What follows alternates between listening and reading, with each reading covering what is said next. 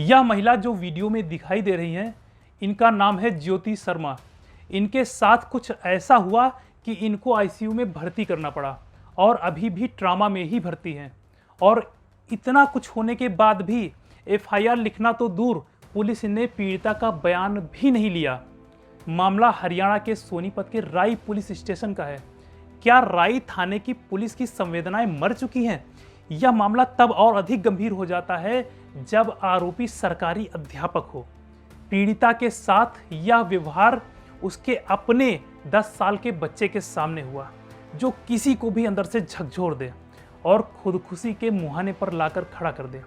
देखिए पीड़िता ने इस वीडियो को शेयर करके क्या कहा। निकल नहीं पा रही हूँ अब तक कि मेरे 10 साल के बच्चे के सामने मेरी इतनी बेइज्जती की गई, मुझे धमकियाँ दी गई। इवन अभी भी ये लोग नहीं रुक रहे। मेरे भाई, मेरे भाभी, मेरे पति को अभी भी धमकियाँ दे रहे हैं कि तुम्हें यहीं पे रहना है।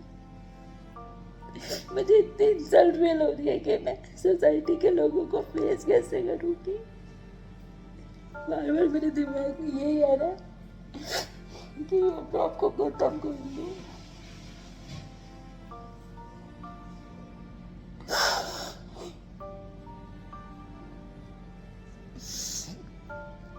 अभी भी सारी लेडीज जो है, इनका ग्रुप जो है वो मुझे को बदनाम करने में लगा है कि मैंने इनका प्रोग्राम खराब किया। पर मैंने क्या प्रोग्राम खराब किया? मैं तो हॉस्पिटल में थी, इनका प्रोग्राम तो फिर भी चलता रहा और अभी भी दशहरा सेलिब्रेशन चल रहा है इनका। और जिस रणवीर जी ने मेरे साथ ये बदतमीजी की, वो एक गवर्नमेंट स्कूल के टीचर है। अगर वो एक औरत के साथ ये सब कर सकते हैं तो अपने स्कूल की बच्चियों के साथ क्या करते होंगे?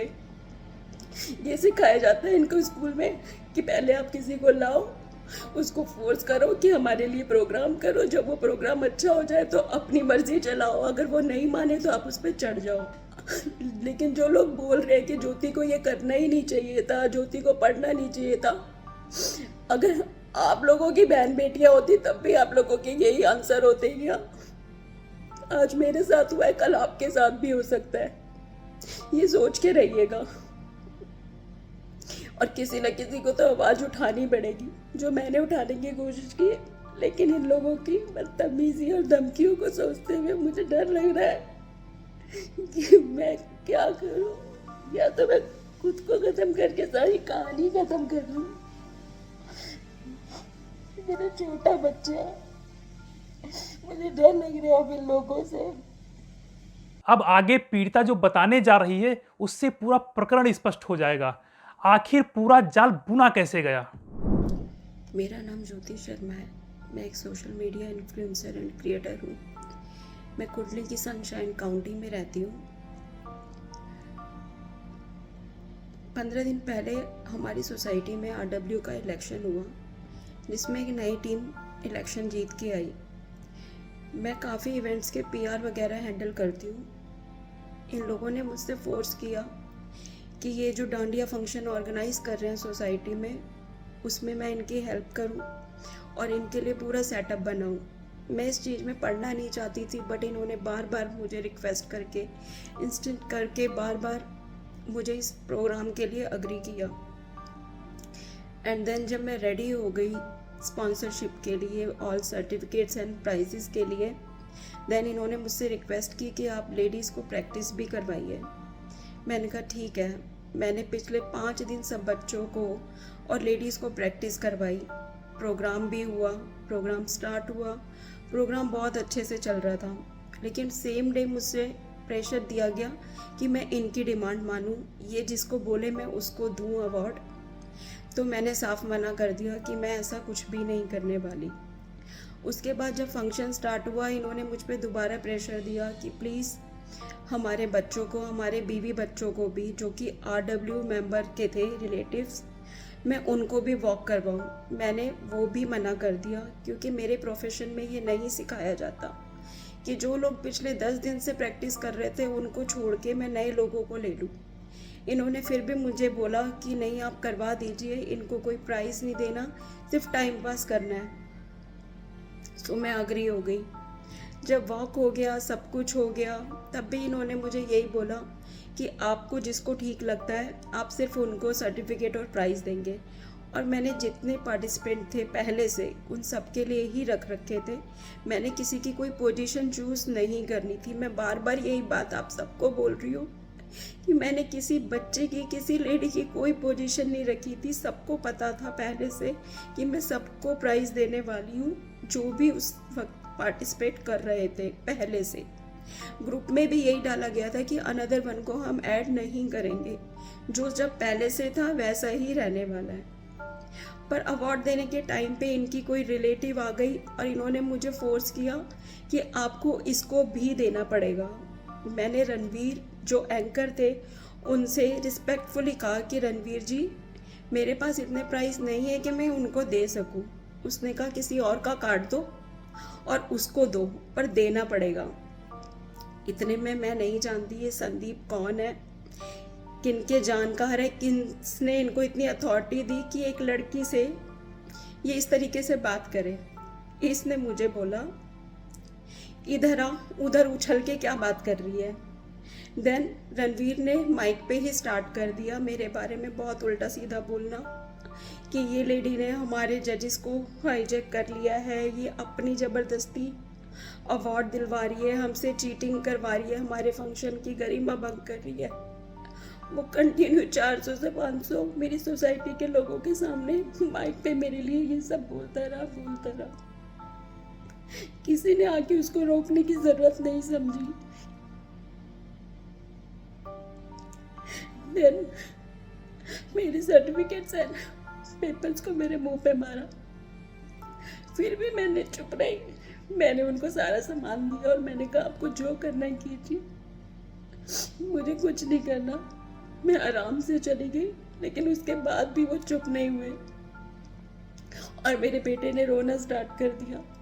देन मैं वापस गई कि आप अपना ये बकवास करने बंद कीजिए। तो उन्होंने माइक बंद करवा के मुझसे गाली गलौज की, मुझे धमकी दी कि तुझे यहाँ पे रहना ही नहीं रहना, ज़्यादा उछल मत। गालियाँ दी, अब्यूज लैंग्वेज यूज़ की एंड देन अपनी वाइफ को बुला लिया। उसकी वाइफ भी मुझसे आके मुझे धक्का मुक्की करने लगी, मेरे कपड़े खींचे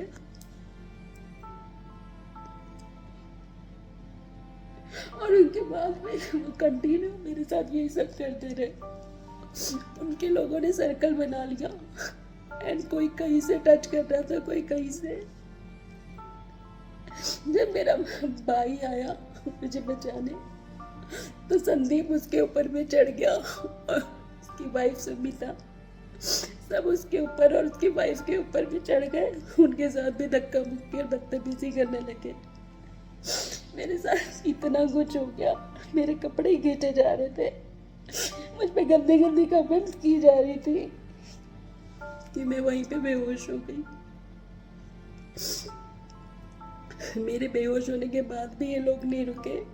जहाँ तक जो मेरे वेल विशर्स थे उन्होंने बताया, ये उसके बाद भी कंटिन्यू यही बकवास किए जा रहे थे कि मैंने इनकी गरिमा भंग कर दी, मैंने नवरात्रि का फंक्शन खराब कर दिया, मैं दूसरी पार्टी की हूँ, इनका फंक्शन खराब करने आई थी। अगर मैं दूसरी पार्टी की थी तो आपने लोगों ने मुझे क्यों फोर्स किया कि मैं आप लोगों के लिए प्रोग्राम ऑर्गेनाइज करूँ, आपके लिए गिफ्ट्स खरीद के लाऊं। मेरी इतनी ज्यादा बेइज्जती की गई इतने लोगों के सामने कि मैं अब तक वो इंसल्ट बर्दाश्त नहीं कर पा रही, मैं उस चीज से निकल नहीं पा रही। मेरे बेहोश होने के बाद भी किसी ने आके मुझे नहीं देखा। मेरे हस्बैंड और मेरे नेबर मुझे हॉस्पिटल में लेके आए। डॉक्टर्स ने मेरी हालत देख के मुझे आईसीयू में रेफर कर दिया। ये सब इंसिडेंट 6 अक्टूबर का और आज 8 अक्टूबर है। मैं हॉस्पिटल से निकली नहीं हूँ। डब्ल्यू टीम का कोई एक मेंबर नहीं आया मुझे देखने के लिए, बल्कि वहाँ पे ये बोला जा रहा है कि मैं ड्रामे कर रही थी। अगर मैं ड्रामे कर रही थी तो डॉक्टर्स ने मुझे आईसीयू में क्यों डाला? कई ड्रग्स मैंने शौक से लगवाई है। इतना सब होने के बाद भी पुलिस कैसे आंख बंद किए बैठी है वो भी देखिए, जबकि जो आरोपी हैं वो पीड़िता के घर वालों को तरह तरह की धमकियां दे रहे हैं और दबाव भी बना रहे हैं। मैं ज्योति शर्मा। मैंने पिछले वीडियो में आप सब लोगों को बताया कि मेरे साथ क्या हुआ था। मेरी कंप्लेंट 6 अक्टूबर को 8:30 बजे पीसीआर पे जा चुकी थी। उसके बाद नेक्स्ट डे वुमेन सेल में भी 2:30 बजे मैंने कंप्लेंट की। आज 9 अक्टूबर है और 1 बजने को आ गया, पर मेरी कंप्लेंट पे कोई कार्रवाई नहीं हो रही। मेरी कंप्लेंट लिखी तक नहीं जा रही है। मेरी कंप्लेंट राई थाने में कांस्टेबल, हेड कांस्टेबल सतीश और एएसआई योगेश के पास गई, लेकिन इन्होंने कोई एक्शन नहीं लिया। अभी तक मेरे पास कोई खबर नहीं आई है कि ये मेरे केस पे क्या कर रहे हैं, क्या नहीं कर रहे हैं, बल्कि बस मुझे दबाने की कोशिश की जा रही है। जिन मेंबर्स लोगों ने मेरे भाई और मेरे पति के साथ बुरा व्यवहार किया, वो उन्हें दबाने की कोशिश कर रहे हैं। और मैं श्योर हूँ पूरी तरह से कि हेड कांस्टेबल सतीश और एएसआई योगेश इन लोगों के साथ मिले हुए हैं। ये मेरे अगेंस्ट तो प्रूफ इकट्ठा कर रहे हैं, लेकिन मेरे पास आके मेरी नहीं सुन रहे कि ये है हरियाणा पुलिस कि किसी लेडी के साथ कुछ हो जाए लेकिन आप उस पर कोई एक्शन मत लो। आप पुलिस वाले मेरे साथ कुछ होने का इंतज़ार कर रहे हैं या मेरे मरने का इंतज़ार कर रहे हैं कि जब मैं इस ट्रॉमा में अपने आप को कुछ कर लूँ तो आप आके एक्शन लेंगे, या फिर ये लोग मेरे साथ कुछ कर लें उसके बाद आप एक्शन लेंगे। हमारे देश में यही चलता रहता है और आप तो मतलब धन्य ही हैं। क्या ही मैं बोलूं, आप लोगों को बिल्कुल भी नहीं हो रहा कि बार बार कोई लेडी की कंप्लेंट आ रही है तो हम जाके एक्शन ले। इतनी बड़ी घटना जिसके बाद महिला को आईसीयू में रखना पड़ा हो, फिर भी पुलिस आंख बंद किए बैठी है। ऐसा क्यों? अगर आपको कोई वजह समझ आए तो कमेंट कर बताएं। वीडियो को शेयर करें, पीड़िता को न्याय दिलाने में अपना योगदान दें। धन्यवाद।